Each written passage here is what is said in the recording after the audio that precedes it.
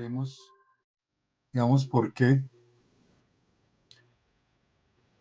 que vuelve a plantear dentro de estas teorías pospositivistas el cuestionamiento a la legalidad desde otra perspectiva, que vamos a ver ya inmediatamente. Hago caer en cuenta que por lo general, cuando se habla de justnaturalismo, las interpretaciones lo reducen al justnaturalismo clásico que vimos en la primera unidad al comienzo, el justnaturalismo antiguo, el justnaturalismo medieval y el justnaturalismo temprano moderno. Pero se olvidan, como lo voy a tratar de señalar ahorita, que realmente después de la Segunda Guerra Mundial hay una reacción justnaturalista que ya no es la misma, digamos, del justnaturalismo clásico ni del justnaturalismo clásico en general. Y posteriormente a la teoría de la justicia de Rawls hay un renacer del justnaturalismo. Y por eso pues lo he llamado neo-justnaturalismo o post-justnaturalismo, como también lo han denominado o se han autodenominado igualmente otros representantes dentro de esta línea.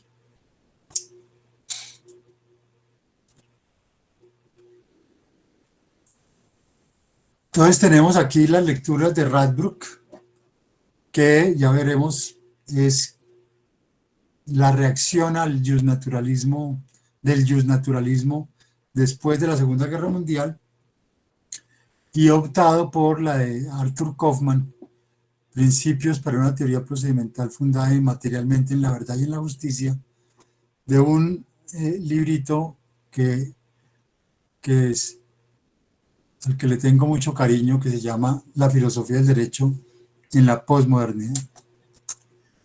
Pero vamos a echarnos para atrás un poco,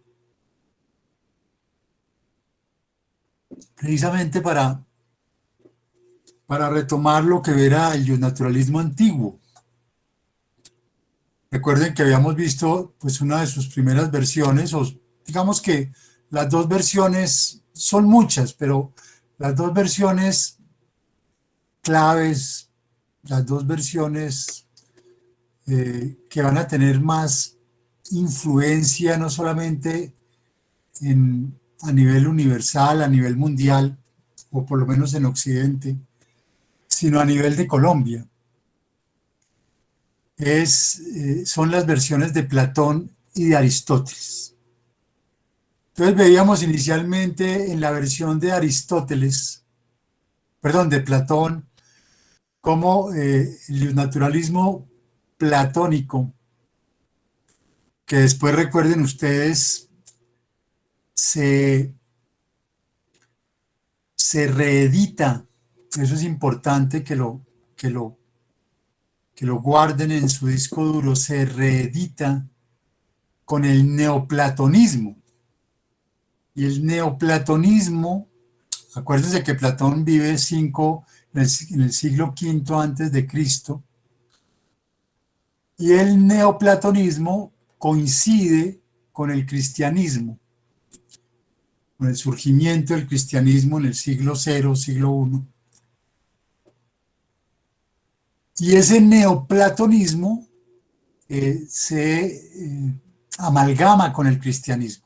De ahí porque hay llamémoslo así, un diálogo muy estrecho, una relación muy estrecha entre el neoplatonismo y el cristianismo.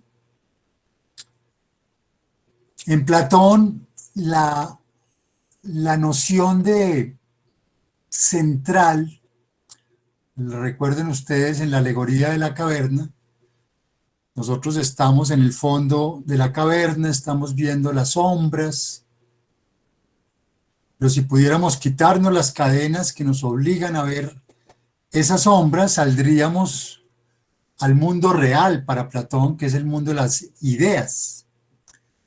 Y en ese mundo de las ideas, la idea más importante, la idea central,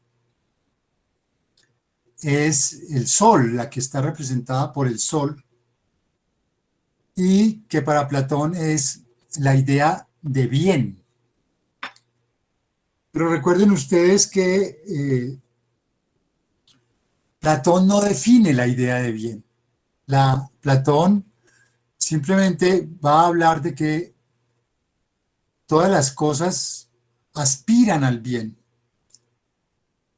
Es decir, es una intuición, digámoslo así, social que uno puede tener, de que todo lo que hacemos lo hacemos, digamos, impulsados por hacer el bien.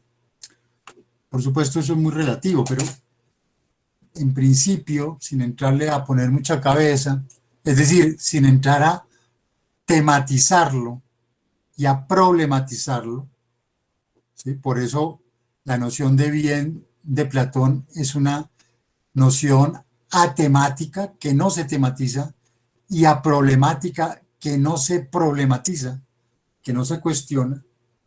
Esa es, digamos, la inclinación inicial que podemos tener en torno al bien, de que hacemos todo por bondad, hacemos todo por hacer el bien, ¿sí?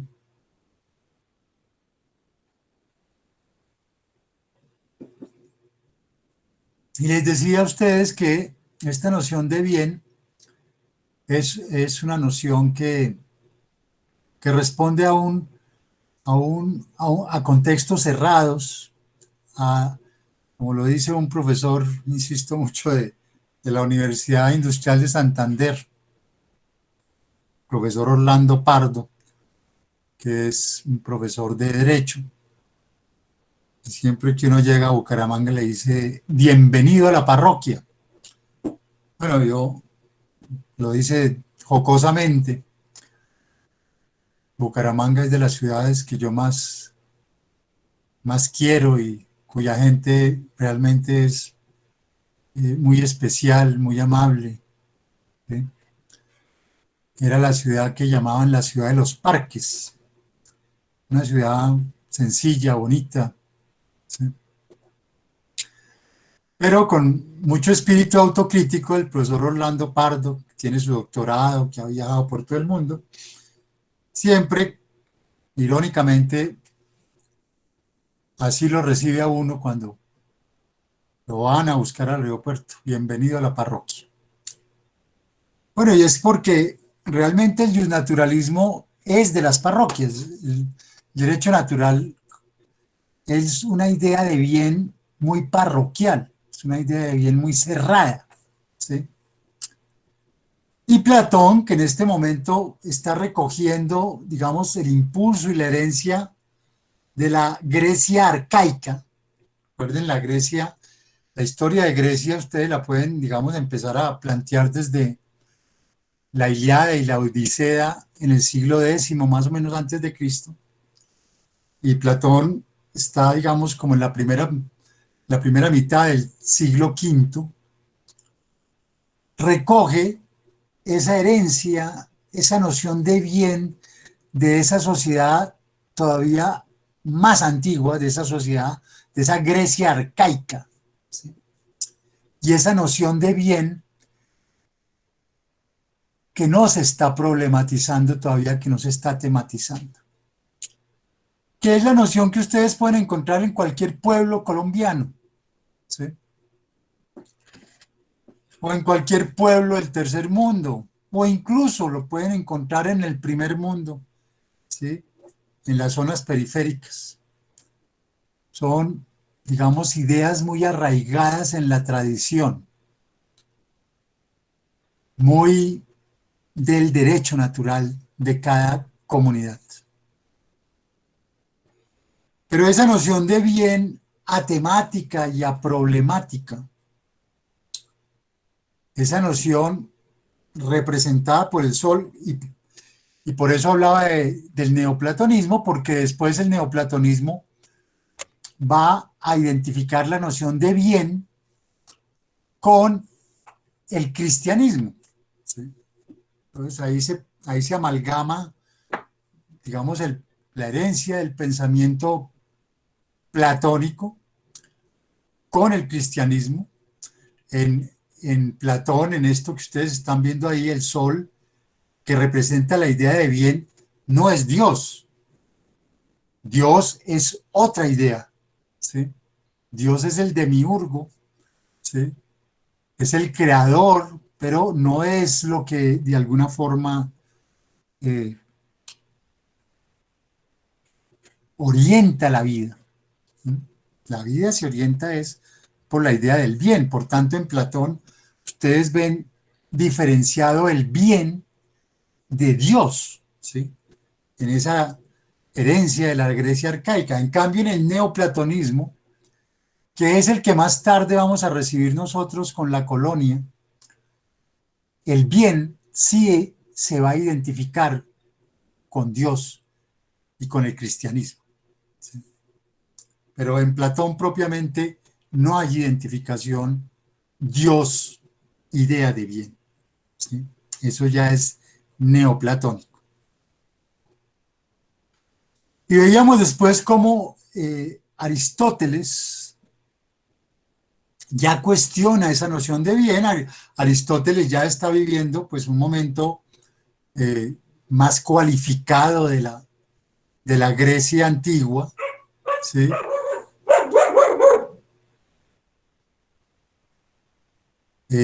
Ahí está mi perra que es una loca furiosa.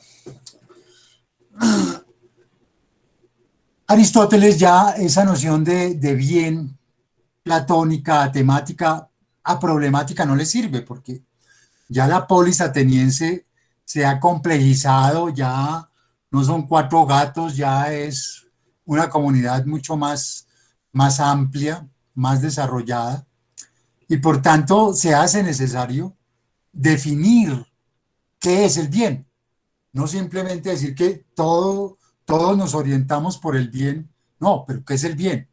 Entonces aquí ya Aristóteles va a plantear la ecuación bien igual bien común, que es una categoría clave del derecho natural, bien común. Cuando ustedes oyen hablar, e incluso lo pueden rastrear en las sentencias de la Corte Constitucional, de bien común, estamos frente a un jus naturalista, aunque no lo sepa, estamos frente a un jus naturalista. Y esta noción de bien común, ya Aristóteles la, la plantea, primero, el objetivo del bien común lo determina la politeia, la política, pero el contenido del bien común lo define es la ética. Aquí empiezan ustedes a ver uno de los elementos, digamos, orgánicos del derecho natural. En el derecho natural se remite, digamos, recíprocamente el derecho, la ética, la política. Y todo ese entramado sustenta la comunidad. Recuerden la categoría de comunidad que vimos con Weber, de donde partía el análisis weberiano para mostrar de dónde había surgido y frente a qué había surgido la sociedad moderna. Entonces, si bien la política define el objetivo a alcanzar para lograr el bien común, el contenido lo define es la ética. Y ese contenido, para Aristóteles, en su famosa Ética a Nicómaco, que se supone pues era su hijo, ¿sí? Y ahí por qué cuando nos referimos a la ética aristotélica, nos referimos a una ética, y a la ética de Nicómaco es diciéndole a su hijo, hijo, ven y te enseño cómo puedes vivir en comunidad. La ética de Nicómaco es el padre, ¿sí?, que le está enseñando a su hijo los preceptos para vivir en comunidad.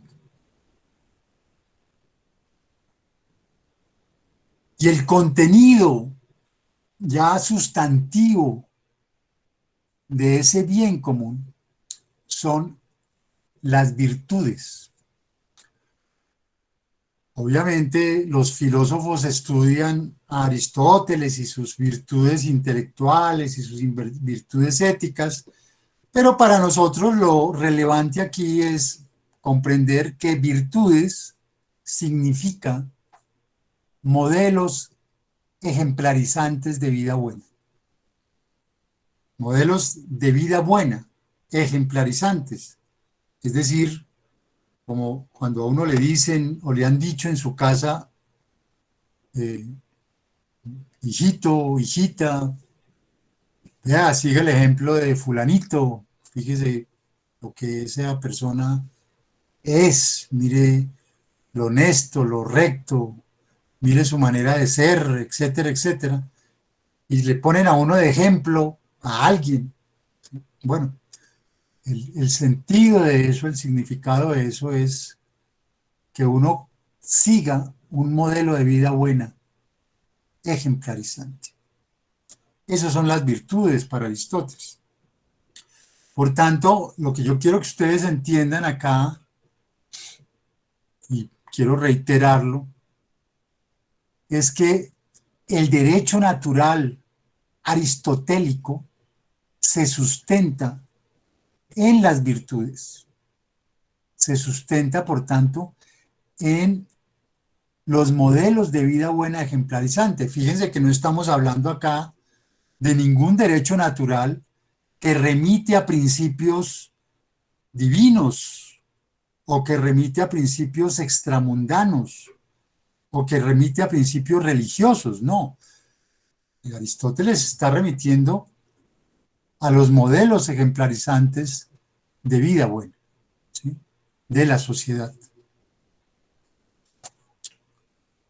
Por eso, en el cuadro que ahí les recreaba, la Academia de Rafael, es un cuadro alegórico muy interesante. Ojalá ustedes entren a Google y escarben, porque ahí están pintados y representados todos los grandes pensadores de la Grecia clásica, ¿sí? No solamente está Platón mostrando hacia arriba y Aristóteles mostrando hacia abajo, hacia la tierra, sino está Diógenes, ¿sí?, están los escépticos, están ¿sí?, los neoplatónicos, están los diferentes pensadores y filósofos que constituyeron toda esa Grecia antigua.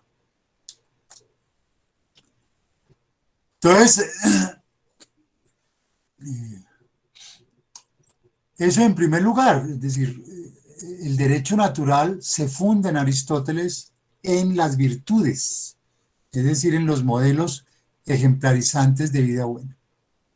Pero hay otro elemento que es clave en ese derecho natural, que es la figura de la equidad. ¿Sí? Porque la equidad es lo que permite corregir el derecho positivo, es decir, corregir la ley cuando la ley eventualmente va en contra del bien común. Cuando la ley va en contra del bien común, ¿sí?, entonces la comunidad puede acudir a la equidad, que a su vez acude al derecho natural, que a su vez se alimenta por los modelos ejemplarizantes de vida buena, por las virtudes, para corregir, para corregir eh, la injusticia, para corregir el error del derecho positivo. Y aquí es importante igualmente hacer, digamos, claridad sobre que el derecho natural, por esencia, precisamente porque esas virtudes constituyen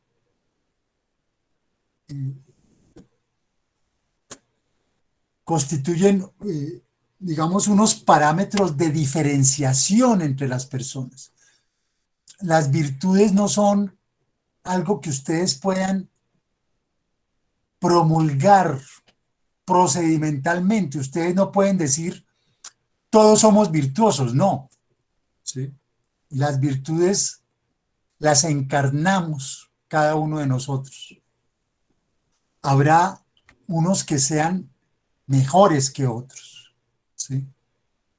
Habrá unos que encarnen mejor esos modelos ejemplarizantes de vida buena que otros. Habrá personas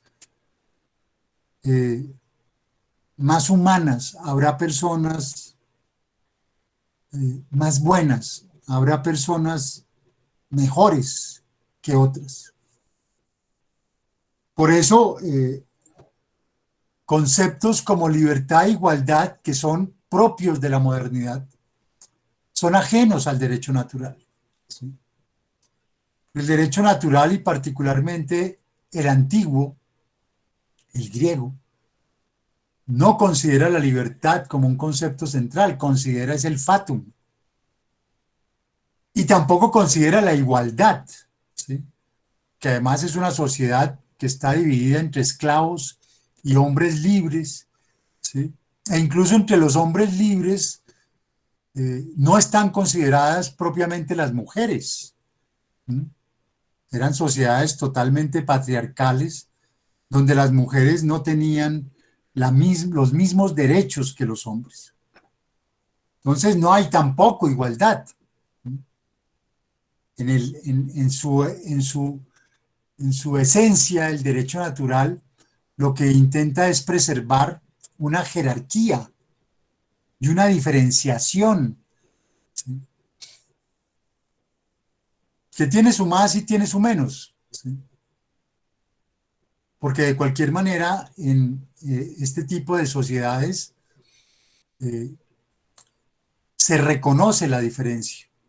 Digamos, es un reconocimiento que puede tener una evaluación o una valoración, llamémoslo así, ambivalente, en el sentido de que tiene cosas positivas, es decir, no estamos igualando a todos, porque estamos reconociendo el que hay unos que por mérito pueden ser mejores que otros, y tiene cosas negativas, porque estamos desconociendo también una mínima igualdad formal, que será una de las grandes, digamos, conquistas de la modernidad. Pero aquí lo que quiero rescatar es que la figura de la equidad es el instrumento por el cual nos podemos, desde el derecho natural antiguo, desde el derecho natural básicamente griego, oponer a la ley injusta, ¿sí? O al derecho positivo injusto, que en un momento dado podamos considerar contrario al bien común. Entonces, en el derecho natural hay una desobediencia legítima al derecho positivo. Y traigo a colación acá la minga, porque la minga tiene esa connotación justnaturalista. La minga no solamente, digamos, es un espacio, digamos, de deliberación comunitaria, sino la minga también es un instrumento de corrección de la ley o de las prácticas que van contra el bien común, contra el bien de la comunidad. De ahí porque la importancia, digamos, y lo significativo que sean, digamos, estos espacios que se han repotenciado en el marco de la Constitución del 91. ¿Sí? Porque no es porque la Constitución del 91 lo haya reconocido. Lo que reconoció la Constitución del 91, digamos, es digamos, la legitimidad de la jurisdicción indígena, ha reconocido la jurisdicción, digamos, indígena, ¿sí? Pero en el marco de esta jurisdicción indígena, ¿sí? Están instrumentos como la minga, que posteriormente incluso cuando somos colonizados por los españoles, va a ser la figura del cabildo, ¿sí?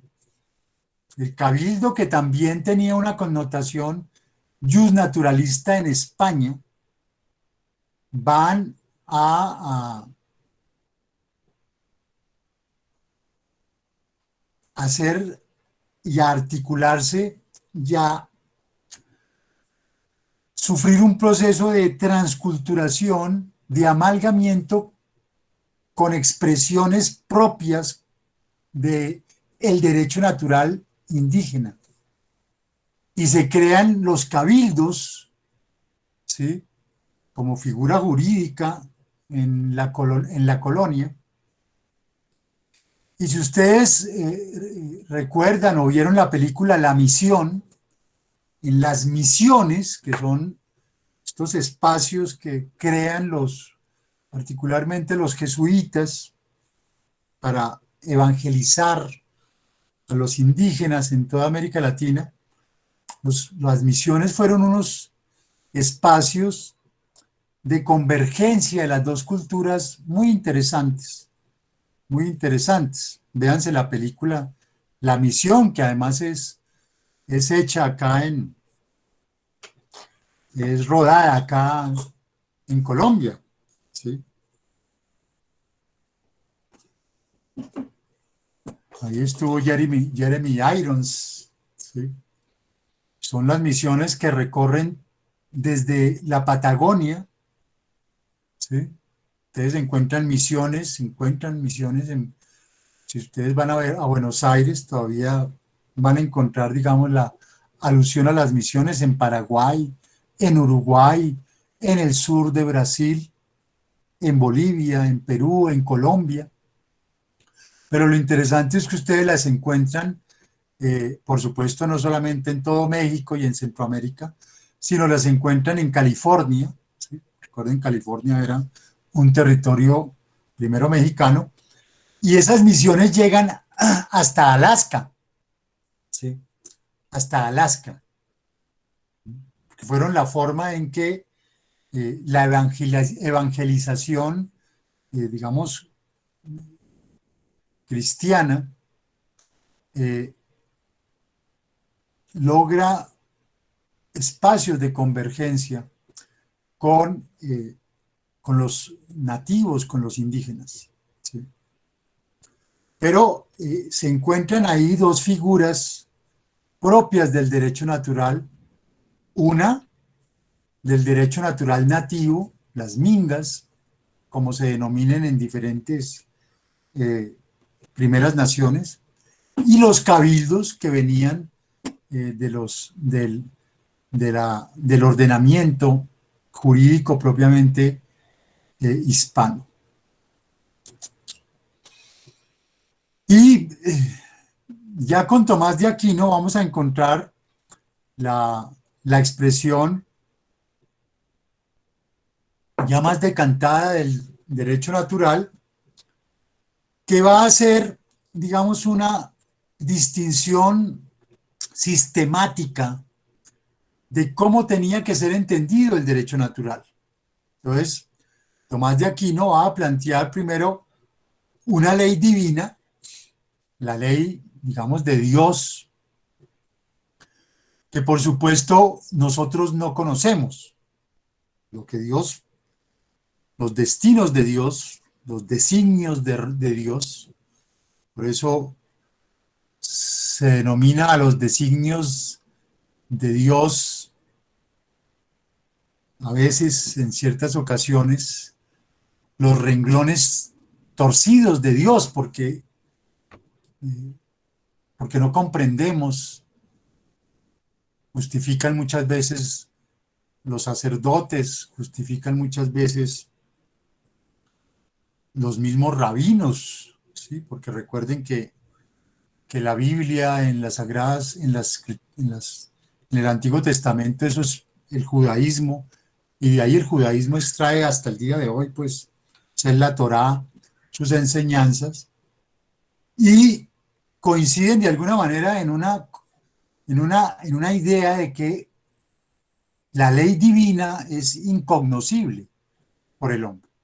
Lo que nosotros conocimos fue la ley natural, la que se le entrega a Moisés en el monte Sinaí, los 10 mandamientos, que eran más, pero recuerden que Moisés rompe la mitad.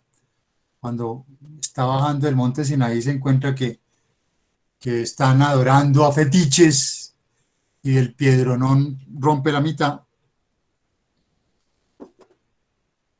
Esa es la ley propiamente natural, dada por Dios al hombre. Pero hay una tercera ley, que es la ley positiva, ¿sí? Y esa ley positiva, Tomás de Aquino la divide en la ley legal, que está y que corresponde y está en consonancia con la ley natural, pero establece también una diferencia que recogía la misma herencia aristotélica, la ley corrupta, que es contraria al derecho natural y que por tanto tenemos prohibición de obedecer. Entonces, ya con esto, Tomás de Aquino, para los católicos, Santo Tomás de Aquino, va a establecer la desobediencia a la ley injusta. Es decir, el católico no puede obedecer las leyes injustas porque queda en condición de pecado mortal.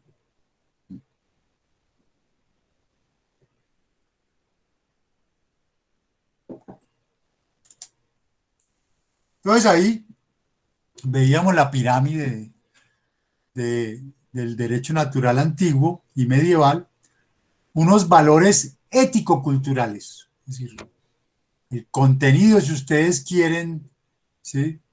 El ideal regulatorio del sistema jurídico está orientado por unos valores ético-culturales, ético-culturales. Y hay una obediencia condicionada a la legalidad. Si esa legalidad va contra el derecho natural, no puede ser obedecida. Y después entrábamos al naturalismo moderno, pues yo no me voy a detener acá mucho. Lo que quería mostrarles, recuerden ustedes, pues cómo Hobbes no entrega el derecho de resistencia. ¿Sí? Hobbes está replanteando ya todo el derecho natural, ¿sí? Está rechazando el derecho natural antiguo y medieval, está planteando que ya la sociedad no se puede regir por eso, pero está manteniendo, ¿sí?, el derecho de resistencia en cabeza de la sociedad. El individuo enajena la libertad, pero no enajena el derecho de resistencia.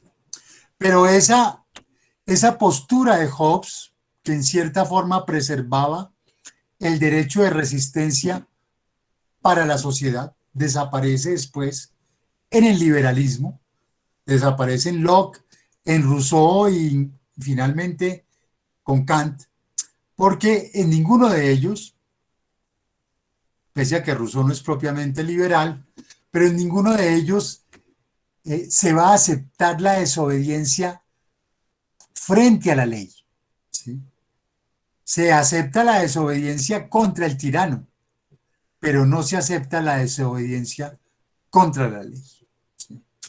ahí por supuesto se establece esta dicotomía entre liberalismo y democracia, porque el liberalismo acepta la desobediencia al tirano, pero no acepta la desobediencia a la ley. Mientras que la democracia, que estará representada por el republicanismo, ¿sí? Republicanismo político en esa modernidad temprana, acepta la desobediencia al tirano, al Estado y a la ley, ¿sí? Porque la soberanía en últimas reside es en el pueblo. Y en últimas será el imperativo categórico, obra de tal modo que la máxima que guíe tu acción como fruto de una legislación universal sea hacer siempre de ti y de cualquier otro un fin y nunca un medio. Ese imperativo categórico kantiano será el gran ideal regulativo del derecho en la modernidad. Pero pese a que ese imperativo categórico regula o constituye el ideal regulativo hacia el que se orienta, digamos, el ordenamiento jurídico, sin embargo, en ese mismo contexto hay y se impone una obediencia absoluta a la legalidad. Esa es la tensión que vamos a encontrar en el derecho natural o en el justnaturalismo temprano moderno, que yo les pongo de presente, no existía acá la concepción del derecho natural antiguo y medieval, porque aquí hay una obediencia condicionada a la legalidad. Es decir, yo puedo desobedecer legítimamente la ley. ¿En función de qué? De que se mantengan los valores ético-culturales que constituyen el ideal regulativo del derecho. Aquí, por el contrario, ya vamos a encontrar una tensión entre un imperativo categórico supremamente eh, ambicioso y supremamente, llamémoslo así, incluso revolucionario, ¿sí? Obra de tal modo que la máxima que guíe tu acción como fruto de una deliberación universal sea hacer siempre de ti y de cualquier otro un fin y nunca un medio. Eso lo que está diciendo es que todo lo que vaya contra la identidad, contra, el, contra la entidad de un ser humano, todo lo que afecte el ser de un ser humano, tiene que ser rechazado. Es el imperativo categórico, imperativo moral kantiano es supremamente radical, como intenté mostrárselo con Dworkin, ¿sí? Y sin embargo, ese mismo liberalismo, porque estamos acá hablando del liberalismo, impone la obediencia absoluta a la legalidad, ¿sí? Y esa es ya la tensión que se plantea entre un imperativo categórico cuya enunciación supone una profunda radicalidad y una obediencia absoluta a la legalidad que puede ser contraria a la dignidad humana, ¿sí? Que fue lo que sucedió en la Alemania nazi, ¿sí? Que se le dio más, se le dio prioridad a la ley, pese a que esa ley estaba vulnerando la entidad misma del ser humano. Bueno, y ahora llegamos ya, pues quería hacer este recorderis, pues para que sepamos de dónde venimos y de dónde viene esto que he querido llamar neo-justnaturalismo, cuya primera versión es un justnaturalismo laico, que va a estar representado por Gustav Radbruch, ¿sí? Radbruch tiene un gran significado para la filosofía del derecho, porque Radbruch es el primero que en cierta manera recoge el profundo significado de los juicios de Nuremberg y el sentido radical de lo que aquí estaba sucediendo para el derecho. ¿Sí? Y es que es él, Radbruch, el que se va a plantear precisamente la pregunta que se imponía en ese momento. ¿Cuál es el recurso ante la ley injusta? ¿Sí? ¿Qué pasa cuando la ley, porque no se les olvide el argumento de los criminales de guerra fue, somos inocentes porque actuamos legalmente, y así fue. Todo lo que se hizo bajo el Reich fue legal. Todo tuvo una pretensión de legalidad. Todo estaba firmado. Todo eran actos administrativos derivados de leyes aprobadas por un parlamento elegido democráticamente. Todo era legal. Entonces, el presupuesto de justnaturalista temprano moderno aquí no funcionó. ¿Sí? Obediencia absoluta a la ley, la obediencia absoluta a la ley tuvo como resultado el asesinato sistemático de minorías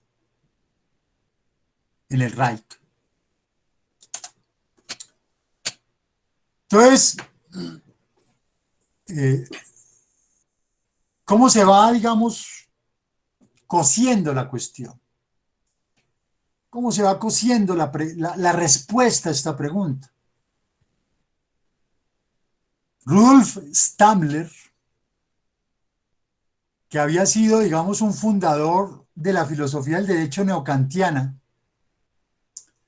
empieza a plantear lo que se iba a llamar el derecho natural de contenido variable.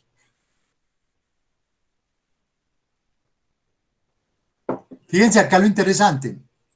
Va a plantear una forma que es un derecho natural que acudía a unos principios inmutables.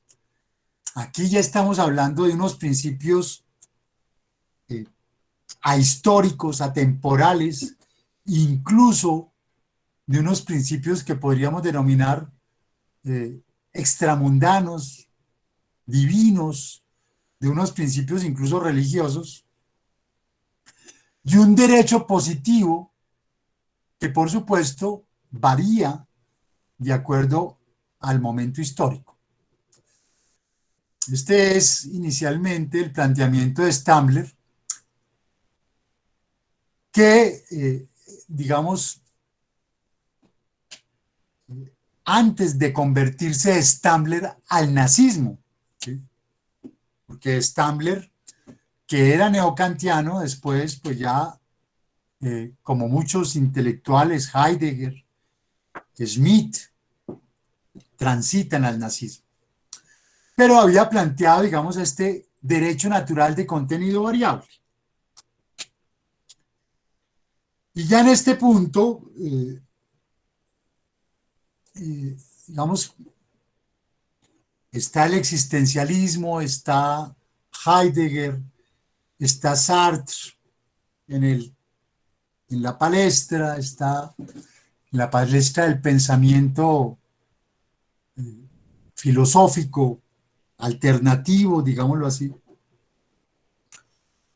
Y Sartre va a plantear, empieza a plantear, digamos, la noción de el hombre es un animal ético. Es decir, que lo más importante para el ser humano era su eticidad, era la posibilidad de conferirle valor a la realidad. ¿Sí? Valor a la realidad. ¿Qué es lo que nos hace humanos? Es conferirle valor a la realidad. ¿Sí? Es qué valor le conferimos a la realidad. Si ustedes, digamos, articulan eso con una reflexión ya más tardía de Agnes Heller. Agnes Heller es una marxista de la Escuela de Budapest, pero tiene una reflexión también sobre el valor importante e interesante y significativa, porque no solamente es darle valor a la realidad, ¿sí? Sino es, primero, por supuesto, qué valor escojo yo frente a la realidad como un valor predominante. Cada uno de nosotros tendría que reflexionar sobre, bueno, ¿y yo qué valor, con qué valor me identifico? ¿Cuál es el valor que guía mi vida? Ese es un primer momento, pero después dice Agnes Keller, se necesita una voluntad de valor, es decir, de que yo lo aplique, porque solamente esa voluntad de valor es lo que define y determina una relación axiológica con el entorno. Es decir, yo puedo hablar no, por eso hay un dicho que de pronto ustedes habrán escuchado entre nosotros en Colombia, que se decía, es que para Godo un liberal, y porque los liberales que se presentaban tan liberales en su vida privada eran absolutamente conservadores, ¿sí? Lo que a veces hemos escuchado legítimamente y con toda la razón muchas feministas de, de personas que se presentan como de izquierda, pero en su vida privada son machistas y patriarcales, ¿sí? Y pues denuncian ellas, digamos, esa contradicción. Entonces, no basta con decir yo soy liberal, yo soy marxista, yo soy conservador, yo tengo que aplicar eso a mi vida, ¿sí? Lo que eso significa para establecer efectivamente una relación axiológica, una relación de valor con el mundo circundante, con mi mundo circundante. Bueno, estas reflexiones, particularmente la de Sartre, porque Agnes Heller es posterior, en cierta forma lo que tratan de mostrar es que en la vida y en la sociedad uno se orienta por una jerarquía de valores. Las sociedades establecen una escala de valores y eso era lo que Max Scheler había planteado en su momento, ¿sí? Max Scheler es un exponente de lo que se conoce como la sociología de la reflexión, ¿sí? Algunos identificarán a Max Scheler con un filósofo, ¿sí? Pero básicamente Max Scheler es un sociólogo, de nuevo, que está mostrando que toda sociedad establece una jerarquía de valores, ¿sí? Unos valores trascendentales, unos valores morales, unos valores submorales, unos valores biológicos, ¿sí? Y que por supuesto el ideal es que uno oriente, digamos, su vida por, digamos, los valores más cualificados que en un momento dado hayan podido alcanzarse. En este caso, los valores trascendentales. Esto no es una propuesta filosófica de Max Scheler, esto es una constatación sociológica, básicamente, mostrando que toda sociedad tiene que remitirse a una escala de valores, ¿sí? Y que esos valores trascendentales están por encima del derecho. Es decir, el derecho no es un valor trascendental, ¿sí? Per se. Valor trascendental es la justicia, no la ley. Valor trascendental es el bien, es la verdad, ¿sí? Es la belleza, no es la legalidad. Ese no es un valor trascendental. Por tanto, Radbruch empieza en cierta forma a ambientar el que el derecho positivo tenía que remitirse precisamente a esa jerarquía de valores que en Occidente, en el hemisferio donde estamos emplazados, ese derecho positivo tenía que responder a la jerarquía de valores que socialmente se había decantado y consolidado. Esto no está, digamos, escrito en piedra, esto es una cosa que hay que reflexionar, por supuesto, que cada sociedad tendría que reflexionar.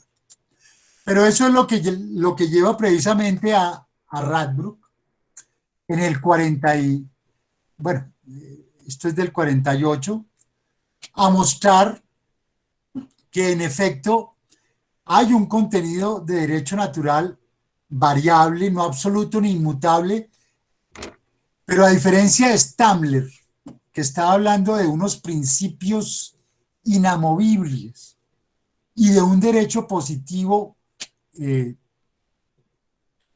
eh, variable, Radbruch, digamos que le da un giro a la reflexión de Stamler, nazi, ¿sí?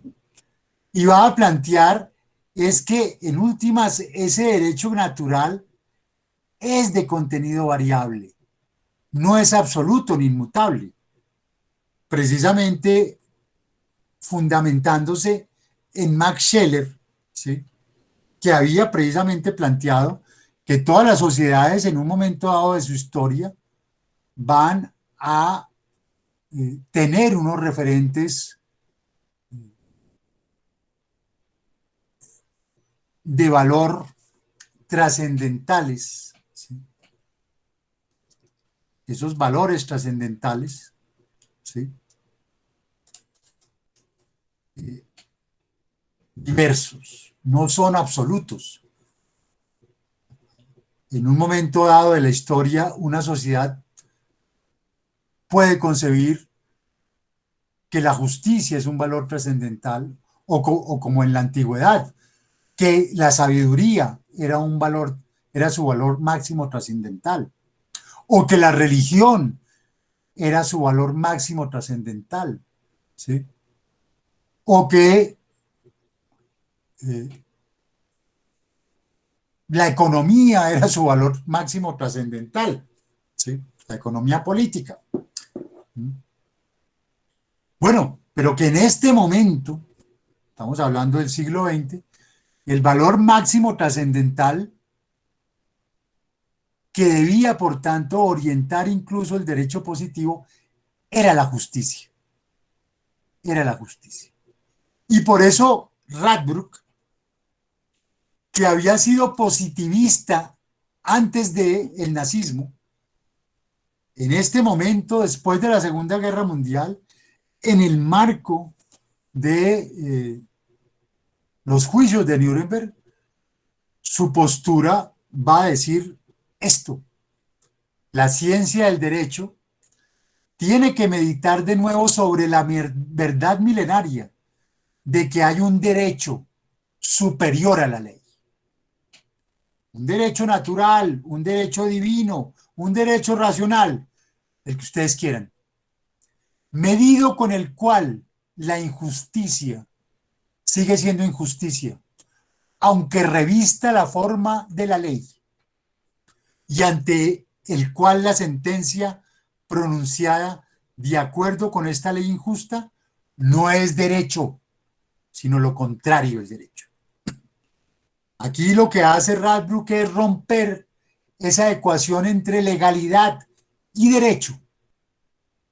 Una ecuación que ustedes todavía al día de hoy encuentran en muchos profesores de derecho, encuentran en muchos jueces, encuentran, ¿sí?, en muchos funcionarios, ¿sí?, la identificación derecho-legalidad.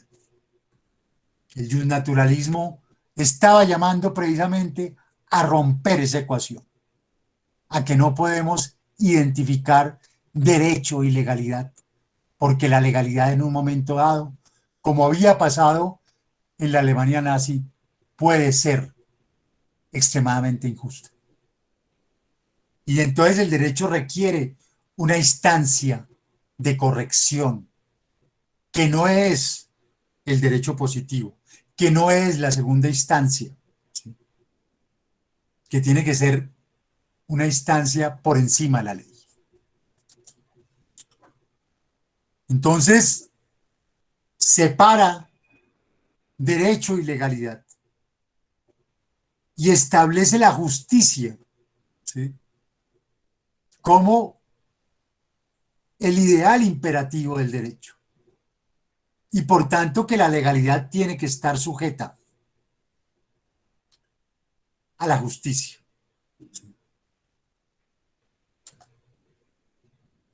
De ahí la famosa fórmula de Radbruch, que intenta hacer una síntesis, digamos, un equilibrio entre el derecho positivo y la necesidad de justicia, y que se aplicó precisamente para resolver las sentencias contra los guardias fronterizos que en un momento dado, cuando el muro de Berlín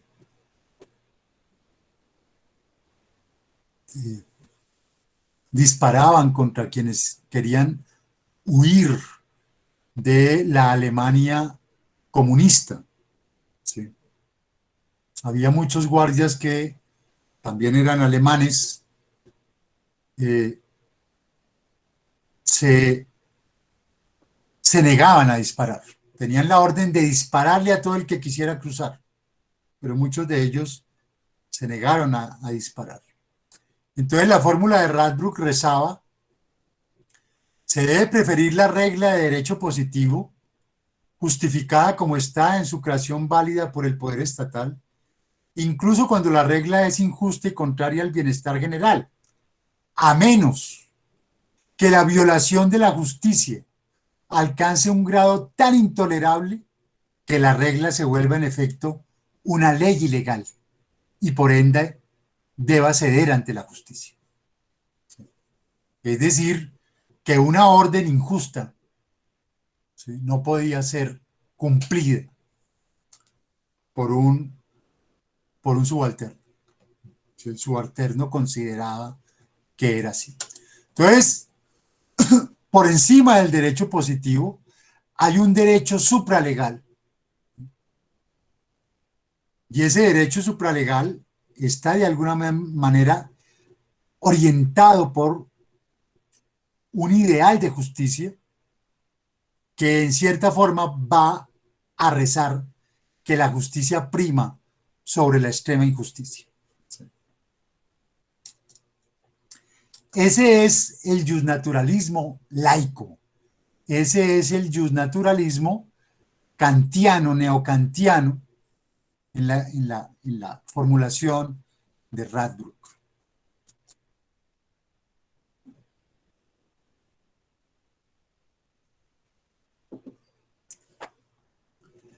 Ahora vamos a entrar, digamos, después de esto, recuerden ustedes, viene la reacción de Kelsen, viene la reacción del segundo Kelsen, viene la publicación del Concept of Law de Hart, viene la abjuración de Kelsen en el 62 de su doctrina de la norma fundamental, se publica en el 71 la teoría de la justicia de John Rawls y en el 77-78 publica Dworkin sus derechos en serio.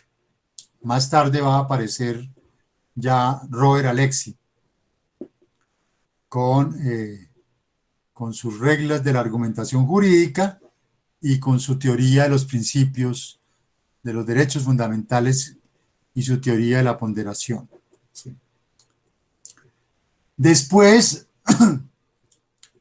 de estos autores, Hart, Kelsen, Rawls, Dworkin, surge el justnaturalismo, este neo-justnaturalismo confesional, que se va a alimentar en el neotomismo, ¿sí?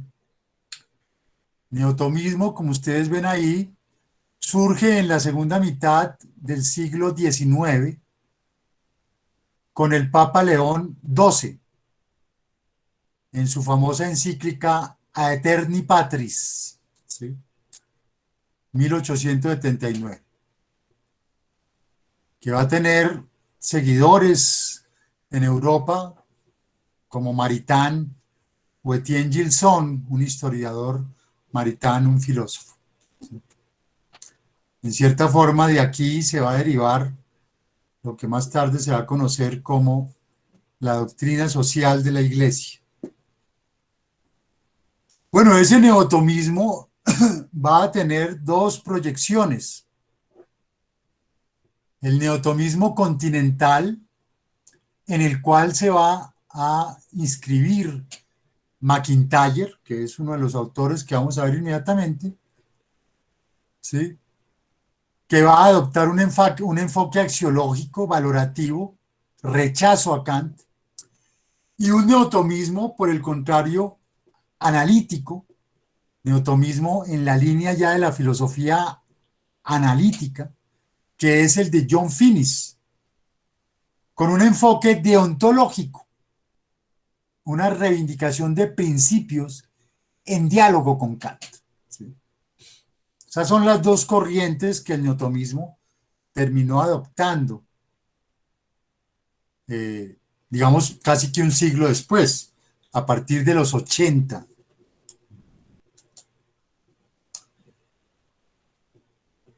Después de la publicación de la teoría de la justicia de John Rawls, surgen las críticas a Rawls en lo que se conoció como la polémica liberal comunitarista. Les recuerdo que Rawls representa una concepción de justicia que podríamos llamar socialdemócrata, una reivindicación del estado de bienestar, una reivindicación del estado social de derecho, favorecer al desfavorecido. Las primeras críticas van a provenir de lo que se conocieron como los neoliberales, Nozick y Buchanan. Y más tarde, estas críticas de Nozick y Buchanan son básicamente del 75, muy casi enseguida a la publicación de la teoría de la justicia, y es la crítica del neoliberalismo, por supuesto, al estado de bienestar de Rawls. Pero a partir de los 80 surge lo que se conoce como la crítica comunitarista.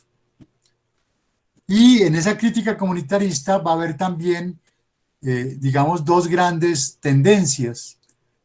La una, la de MacIntyre, Alasdair MacIntyre, un escocés, ¿sí? Y la otra, la de los comunitaristas posilustrados como Michael Sandel, Walser y Taylor. Charles Taylor, el que comienza a plantear el multiculturalismo. MacIntyre es, como les digo, un autor escocés y va a reivindicar un derecho natural radical.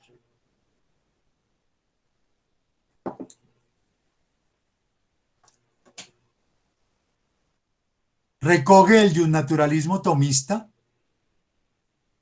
el primer principio que había planteado Tomás: el bien ha de hacerse y buscarse, el mal hay que evitarse. Ese es el primer principio que plantea Tomás de Aquino en la Suma Teológica, ¿sí?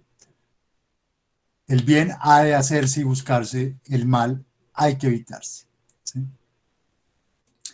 Y en todo caso, ese justnaturalismo tomista como les digo, da pie a dos tipos de tomismo: el tomismo continental y el tomismo analítico.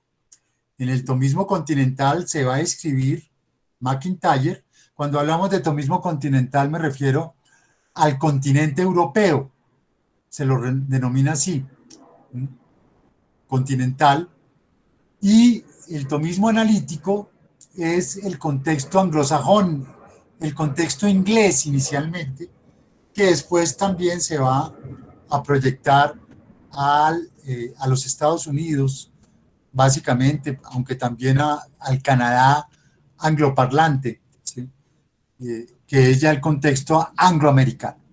Entonces hay anglosajón y angloamericano.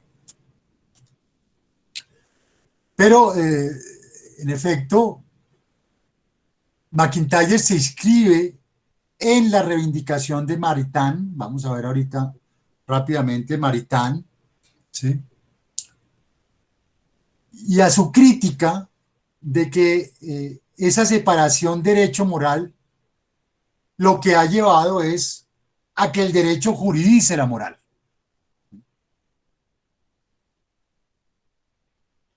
En todo caso, en la línea de Maritain, MacIntyre va a defender un derecho natural subversivo, un derecho natural subversivo frente a los abusos e irracionalidades tanto del derecho positivo como del Estado liberal, ¿sí?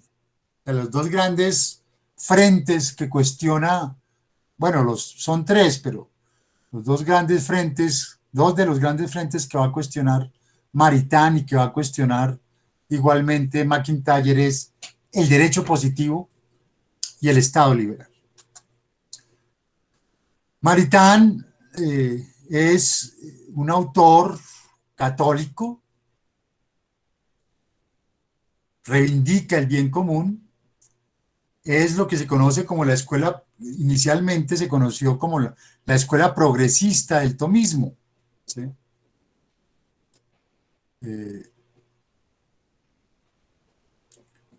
Que intenta darle a el tomismo una reflexión holística, no solo, digamos, metafísica, sino política, no solo moral, sino epistemológica. Y en esta corriente de Maritain se inscribe la Universidad Católica de Lovaina, donde además había enseñado otro autor importante de esta orientación tomista continental, que era Joseph Marechal. ¿Por qué reivindico y por qué traigo a colación la Universidad Católica de Lovaina? Porque Camilo Torres estudia en la Universidad Católica de Lovaina. Y nosotros, incluso en la Facultad de Derecho, tenemos una relación, varios de nuestros profesores, el profesor Alejo Vargas, el profesor Leopoldo Múnera, el profesor Edgar Novoa, fallecido hace unos años, el profesor Gustavo Puyo, en fin, varios de nuestros profesores de la facultad son egresados en sus doctorados o maestrías de la Universidad Católica de Lovaina. Tenemos un convenio con la Universidad Católica de Lovaina de doble titulación doctoral, ¿sí?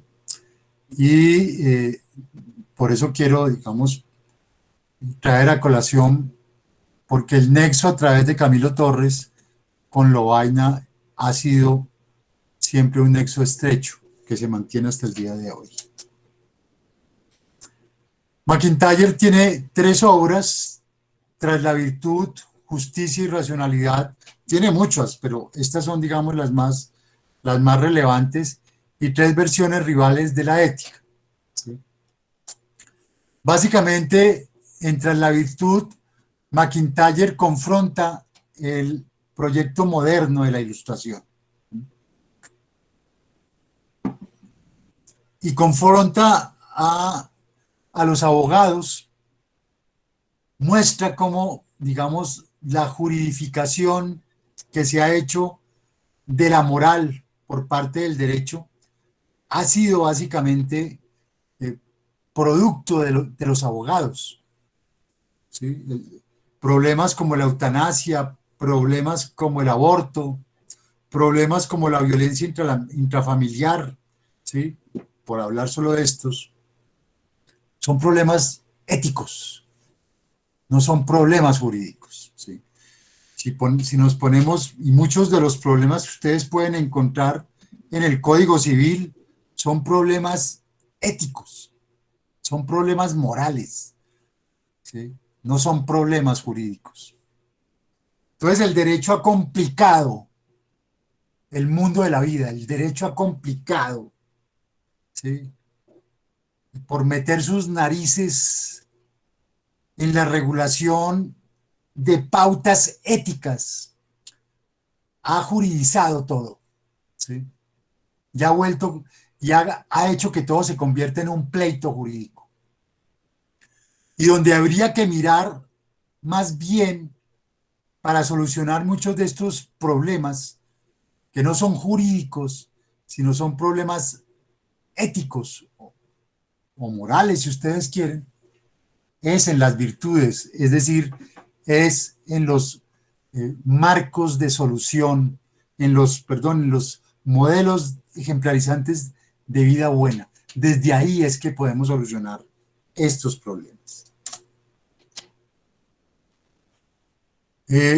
McIntyre achaca esto al fracaso de la moral kantiana, porque la moral kantiana, su pretensión de que nos rigiéramos por principios, recuerden los principios de la moral kantiana que quedan consignados en el imperativo categórico, ¿sí? Pero son los principios de universalidad, de autonomía y de libertad. Esa pretensión de regirnos por principios, y aquí la crítica es mordaz de McIntyre, va a decir, Kant era tan puebleruno, porque Kant nunca salió de Königsberg, pero era tan puebleruno que creyó que podíamos vivir por principios. Si hubiera salido de su pueblo, se hubiera dado cuenta de que uno solo vive por los valores que le inculcó su comunidad. ¿Sí? Pero va, digamos, además a la estructura misma de la ética aristotélica. La ética aristotélica está constituida por tres pilares. El hombre tal como es, ¿sí? El hombre en acto. Las virtudes, los modelos ejemplarizantes de vida buena, y el hombre tal como podría ser, el hombre en potencia. Entonces, lo que constituye el salto entre lo que yo soy y lo que yo puedo ser mejor son las virtudes. Entre el mediocre que soy y el hombre meritorio que puedo ser son las virtudes. Entre el mono que soy, diría Nietzsche, y el superhombre, ¿sí? Son las virtudes. Son los modelos ejemplarizantes de vida buena. Esa era, digamos, la estructura de la ética aristotélica. Lo que me puede a mí hacer mejor son los modelos ejemplarizantes de vida buena. Eso es lo que me saca de mi mediocridad. Eso es lo que nos saca de la mediocridad. Tener modelos ejemplarizantes de vida buena. Y llegar a ser, ¿sí?, un hombre total. ¿Sí? Entonces, Kant destroza esa estructura de la ética aristotélica y la cambia por un hombre que puede regirse por principios universales y no por valores contextuales. Y eso era básicamente una moral vacía, una moral formalista. De ahí proviene el derecho positivo, el derecho racional moderno. Entonces, por extensión, ¿sí?, toda la construcción moderna del derecho positivo se funda en una vaciedad, en un formalismo, ¿sí?, sin sentido. Por eso en el libro Tras la virtud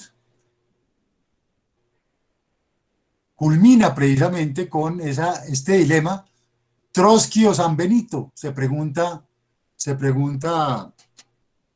McIntyre, porque efectivamente Trotsky había sido, eh, es un marxista culto, no es como Stalin, ¿sí?, no es un, no es un vulgar marxista. Trotsky, pues, era un judío, un intelectual, una persona que respondía a unos ideales, por supuesto, muy kantianos, si ustedes quieren, de justicia universal, ¿sí? Entonces, eh, se pregunta McIntyre, ¿yo qué preferiría? ¿Trotsky, con esos ideales de justicia universal que lo llevan a la revolución? ¿O si preferiría a San Benito, que es el santo que en la Edad Media va a dictar unos preceptos, el código de San Benito, para vivir en la vida monacal, ¿sí?, unas reglas de convivencia? Y McIntyre va a decir, yo prefiero a San Benito, ¿sí? Yo prefiero esos modelos ejemplarizantes de vida buena antes que esos ideales formales, ¿sí?, y abstractos de justicia universal, que al fin y al cabo recuerden que más tarde Trotsky será también acusado, no solo es asesinado por Stalin, pero será acusado también como comandante del Ejército Rojo de muchas atrocidades, entre otras de haber diezmado a los anarquistas. Entonces, por eso de ahí el planteamiento de McIntyre de que hay que volver a las formas locales de comunidad, ¿sí?, porque estamos volviendo a las épocas oscuras, ¿sí?, donde los bárbaros ya no nos esperan fuera de las fronteras, sino que nos gobiernan. ¿Quiénes son los bárbaros, compañeros? Los bárbaros son los abogados, los bárbaros son los defensores del Estado de Derecho, los bárbaros son los defensores de la legalidad, los bárbaros son los defensores a ultranza del derecho positivo. Aquí es que hay que hacer una diferencia entre racionalidad práctica y racionalidad teórica. Llamamos racionalidad práctica a cómo nos conducimos en la vida diaria.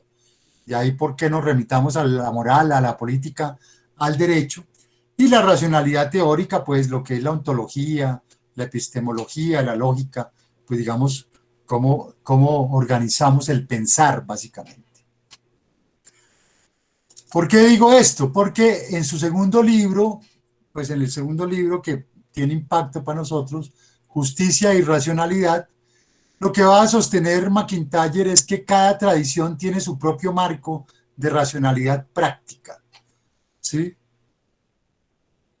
Y que es esa racionalidad práctica la que comporta una concepción particular de justicia. Pero ¿qué sucedió? ¿Sí? Lo que sucedió fue que el triunfo del liberalismo en las revoluciones del siglo XVIII impuso una concepción de racionalidad práctica burguesa, ¿sí? Es la concepción de racionalidad práctica de la burguesía triunfante y su concepción de justicia, que es una concepción de justicia procedimental. Entonces, la burguesía revolucionaria del siglo XVIII impuso su marco de racionalidad práctica, su manera de vivir, su vida privada, su individuo privado, ¿sí?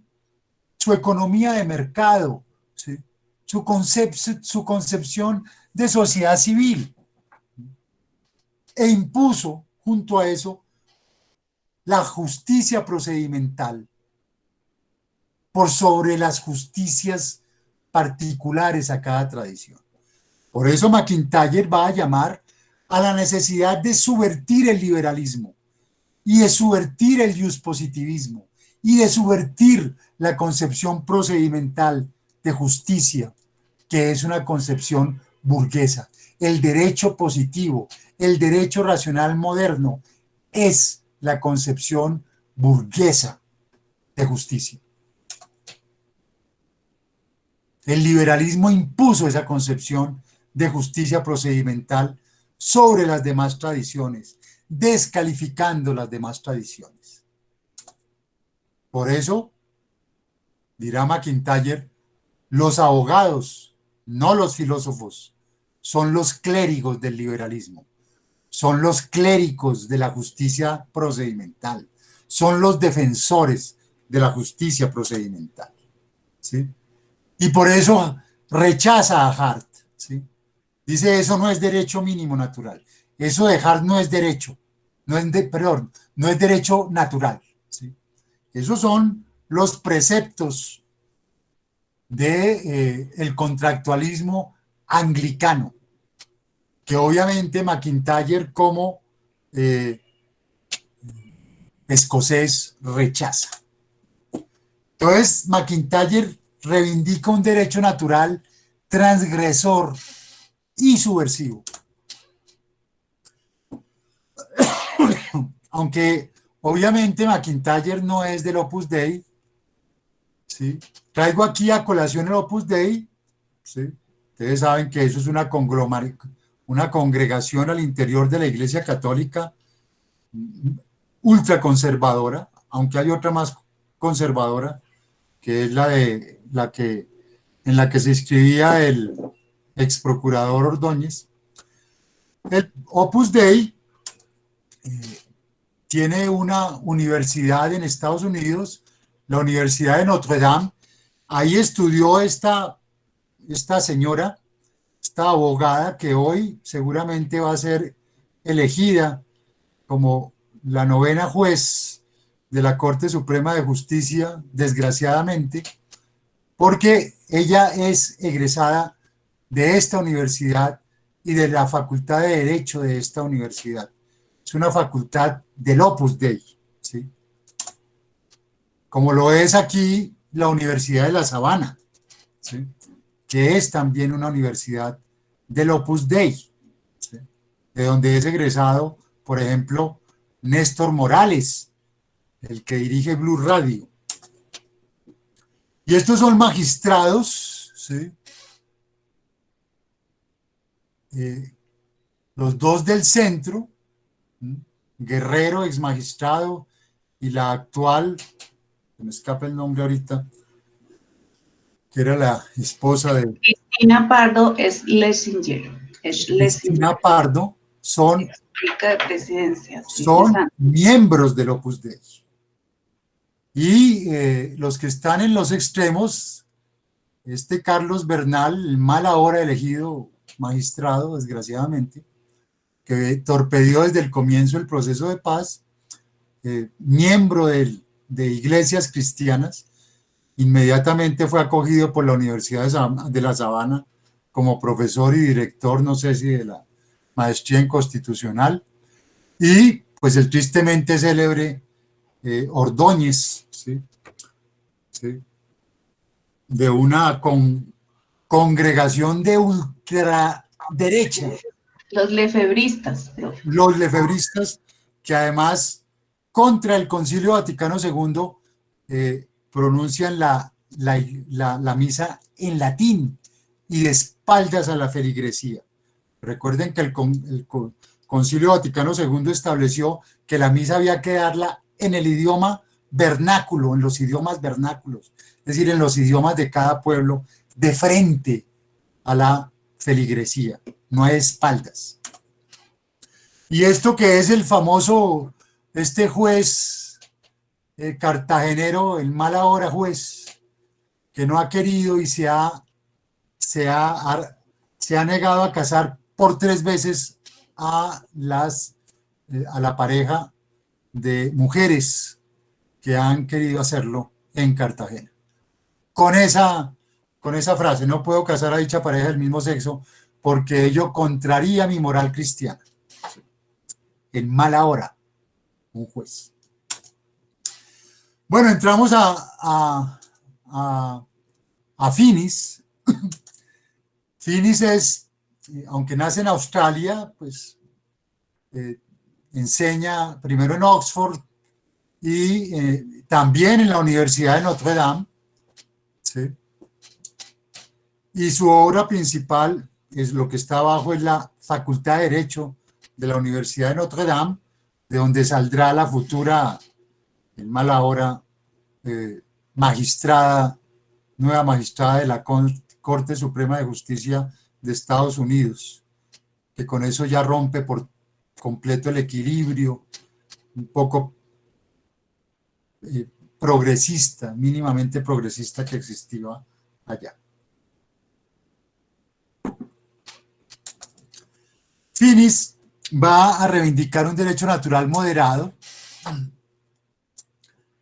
va a confrontar, va a decir, bueno, mire, hay una serie de cosas que hay que superar en el naturalismo.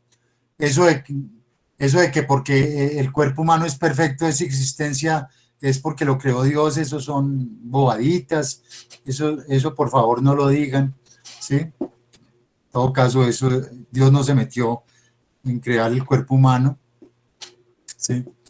De que la Biblia, como dice el juez troglodita cartagenero, prohíbe el matrimonio heterosexual. Eso es una lectura muy atemporal de la Biblia. Eso obviamente fue hace 30 siglos, ¿sí? Cuando salían en Éxodo los judíos de Egipto. Eso no se puede extender a toda la historia. Ese tipo, digamos, de afirmaciones son realmente muy, muy básicas, ¿no? Sí, muy básicas. Y finalmente, tampoco se puede defender que el naturalismo niegue el carácter jurídico a las leyes injustas. Digamos, Finis confronta esto, pero Finis llega, y yo me quiero centrar es aquí, a este punto que es clave, ¿sí? Es clave. Porque aquí es donde vamos a ver realmente no solo la maduración de una propuesta neojusnaturalista confesional, sino también, digamos, su pretensión de universalidad. Finis está cogiendo básicamente los bienes sociales primarios de Rawls. Recuerden cuáles eran los bienes sociales primarios de Rawls. 5 bienes sociales primarios, realmente muy básicos también y muy restringidos. Finis los amplía. ¿Cuáles son los bienes básicos de todo ser humano? La vida, el conocimiento, el juego, el arte, la comunidad, la sociabilidad, la razonabilidad práctica, ¿sí? Es decir, cómo podemos en un momento dado resolver nuestros problemas cotidianos, y la religión. ¿Sí? Esos son los bienes básicos que podríamos básicamente compartir cualquier ser humano, de cualquier credo, de cualquier religión o sin religión. Cualquiera podría decir, bueno, sí, digamos que si cambian religión por espiritualidad, yo aceptaría que esos son los bienes básicos que todo ser humano pues rige en su existencia. Y entonces aquí es donde este neojusnaturalismo plantea los principios del derecho natural. Fíjense de nuevo, y métaselo en la cabeza.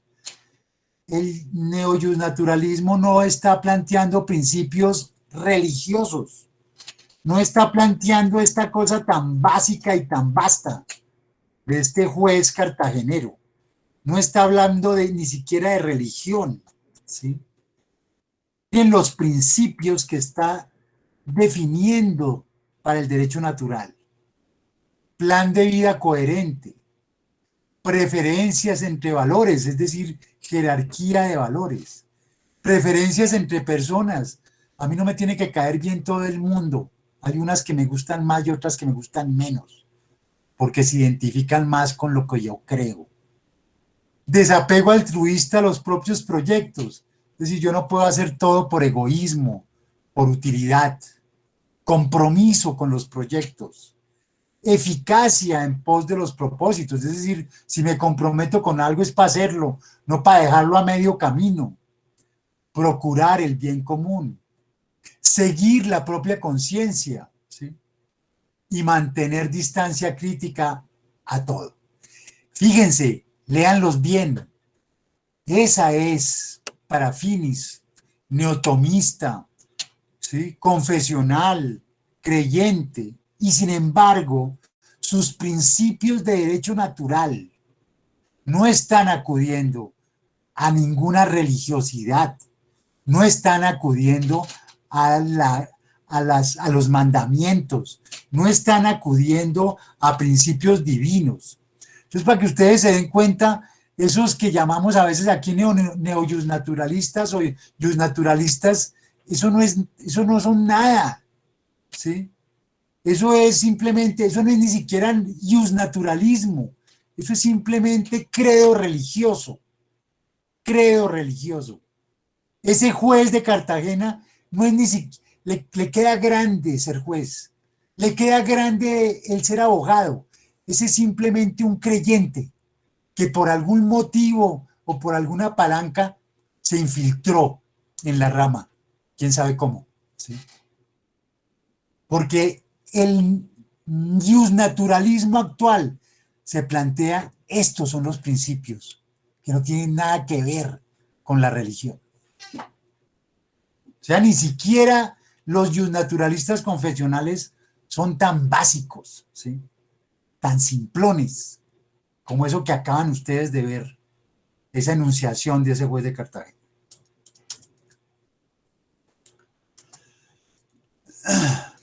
Confronta obviamente Finis el que en un momento dado no se pueda seguir el derecho así sea injusto. Él sí reivindica, a diferencia de McIntyre, eso, ¿sí? Y vimos hace una semana el concepto de derecho de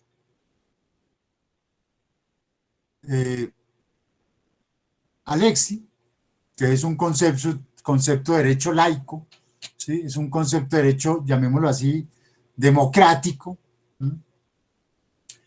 De un Estado social de derecho.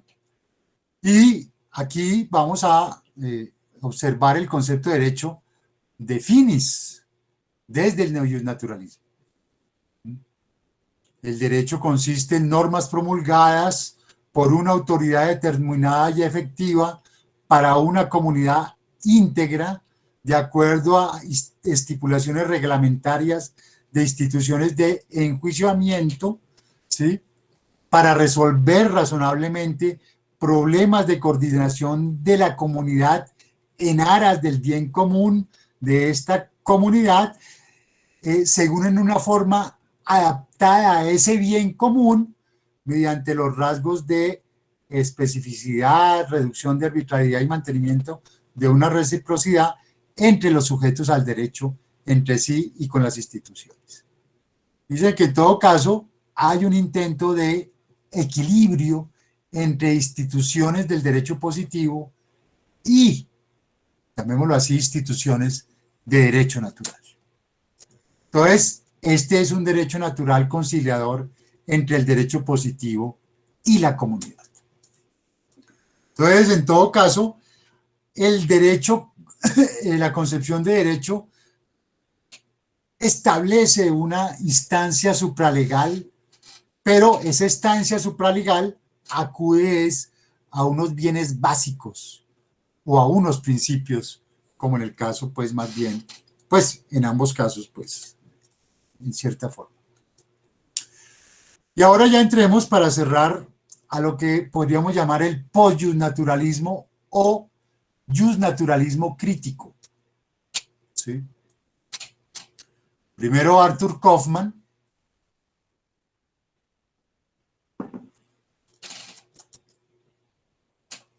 que tiene un librito que me gusta mucho que se llama Filosofía del Derecho para la Posmodernidad. Entonces Kaufman va a plantear que pues estamos en un momento de transición entre la modernidad y la posmodernidad, que es un momento, pues digamos, de mucha incertidumbre, que es un momento de mucha angustia y que es un momento también, digamos, muy, podríamos decir, muy delicado, porque se filtran precisamente propuestas que él llama irracionales, propuestas a veces absurdas, propuestas desmedidas, propuestas aventureras, ¿sí? Muchas veces fruto de esa angustia, pero que son poco plausibles y que pueden ser muy riesgosas. Entonces, frente a ese contexto, Kaufman, de cualquier manera, desde este post-justnaturalismo, lo llamo post-justnaturalismo, por su reivindicación del derecho en la posmodernidad, plantea la necesidad de que la filosofía del derecho en todo caso se reivindique en el derecho justo y retome el principio trascendental kantiano, es decir, el imperativo categórico, que es en últimas un imperativo que tiene que ser pensado y que tiene que ser asumido. Dice él que realmente el sentido es deliberativamente. ¿Sí? Esperen. Obra de tal modo que la máxima que guíe tu acción, como fruto de una legislación universal, es decir, como fruto de una deliberación universal, sea hacer siempre de ti y de cualquier otro un fin y nunca un medio. Entonces el imperativo categórico kantiano tiene que ser asumido deliberativamente. Ese es el sentido que él le da a procedimental, ¿sí? Y reivindica en esa línea las teorías procedimentales de la verdad y la justicia de Rawls y Haber, las teorías discursivas y consensuales, las teorías deliberativas de la verdad y la justicia de Rawls y Habermas. Y teniendo como presupuesto ese imperativo categórico adoptado en términos de deliberación pública, ¿sí? Plantea que esa filosofía del derecho, que ese fundamento del derecho, por supuesto, tiene que ser el principio del consenso, ¿sí? El principio de argumentación, principio del consenso Rawls, principio de argumentación que ustedes lo encuentran en Habermas y en Alexis, y principio de falibilidad, ¿sí? Es decir, que el derecho se equivoca, que la legalidad se equivoca, ¿sí? Que no hay que fetichizar la legalidad, ¿sí? Hoy, por ejemplo, las leyes promulgadas por este Congreso, ¿sí? Un Congreso de mayorías, ¿sí? De extrema derecha y de derecha, una gran coalición de extrema derecha y de derecha. Esas leyes que salgan de ahí no pueden ser asimiladas de manera olímpica, tienen que ser cuestionadas, como tienen que ser cuestionadas las leyes durante los dos gobiernos de Álvaro Uribe Vélez, porque era un gobierno de extrema derecha. Entonces no podemos tomar las leyes olímpicamente como si las leyes fueran el producto de un legislador racional, ¿sí? Que efectivamente permite la confluencia de todas las razones y todas las opiniones. No, se imponen las mayorías, mayorías muchas veces excluyentes, mayorías intolerantes, y que por lo mismo tienen que ser vistas y observadas críticamente. Por eso llama Arthur Kaufman a que se considere que la ley es falible, que la ley se equivoca, y que por eso el presupuesto sine qua non de todo sistema jurídico, ¿sí?, es la persona como relación ontológica básica del derecho. ¿A qué remite la persona? Remite, compañeros, al imperativo categórico, ¿sí? Obra de tal modo que la máxima que guíe tu acción como fruto de una legislación universal sea hacer siempre de ti y de cualquier otro un fin y nunca un medio. Si todos vamos a vernos beneficiados con esas leyes, o si se están viendo beneficiados solamente una élite, solamente un sector, solamente una minoría. Y terminemos con este otro, que es Otfried Hoffe, que retoma el concepto de justicia política. Ya habíamos visto cómo el concepto de justicia política lo había planteado John Rawls, porque en últimas, pues lo que se da en esa Congreso Constituyente, ese consenso político, ¿sí?, define unos principios de justicia política, ¿sí?, unos principios de justicia política. Y Hoffe, entonces, a Hoffe es Jürgen Habermas quien ha hablado de él como el derecho natural crítico, plantea la justicia política, es decir, lo que nosotros hicimos en últimas en la Constitución del 91 fue plasmar una concepción política de la justicia, ¿sí?, que no nos quedó muy bien, que nos quedó un poquito, digamos, ahí desarticulada, porque nos quedaron tres grandes concepciones, proyectos societales: el proyecto socialdemócrata, ¿sí?, democracia participativa, derechos fundamentales; el proyecto multicultural y el proyecto neoliberal de internacionalización de la economía, ¿sí? Y, en cierta forma, no establecimos, como lo hubiera hecho Rawls, una jerarquización de esos proyectos societales. Entonces quedaron todos horizontales, y de ahí las tensiones, y de ahí los conflictos y las contradicciones de la Constitución del 91. Pero el punto es que Hoffe retoma esa concepción de justicia política. No es la justicia, el derecho positivo no tiene que responderle a una justicia en abstracto.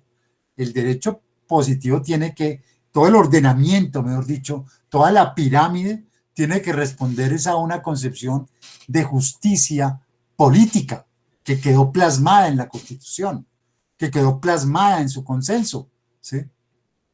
Y es él, básicamente, esa propuesta política, el imperativo categórico que debe regir el Estado de Derecho y el Estado como tal, ¿sí? Esa es la instancia suprapositiva que puede reivindicar el justnaturalismo, ¿sí? Y esa justicia política constituye el punto de vista político-moral frente al derecho y al Estado. Entonces aquí, en este justnaturalismo crítico o postjustnaturalismo, vamos a tener la justicia política y la dignidad humana, ¿sí?, como contenidos de ese derecho supralegal al cual el derecho positivo tiene que regirse. Bueno, terminamos así. Dignidad humana, para recoger a Arthur Kaufman, ¿sí? Desobediencia ética a la legalidad, recogiendo, por supuesto, en parte a Kaufman y también a McIntyre, y justicia como virtud, porque indudablemente, por lo menos en las propuestas de McIntyre y de Finis, son los modelos ejemplarizantes de vida buena, son esas pautas de racionalidad práctica las que en últimas constituyen el contenido mismo del derecho natural, que coexiste, recuerden, con Finis coexiste ese ámbito de derecho natural con el derecho positivo. Pero son dos jurisdicciones, si ustedes quieren, que no se deben mezclar. El derecho natural tiene cómo regular sus propias dinámicas sin necesidad del derecho positivo. Y el derecho positivo tiene su jurisdicción propia.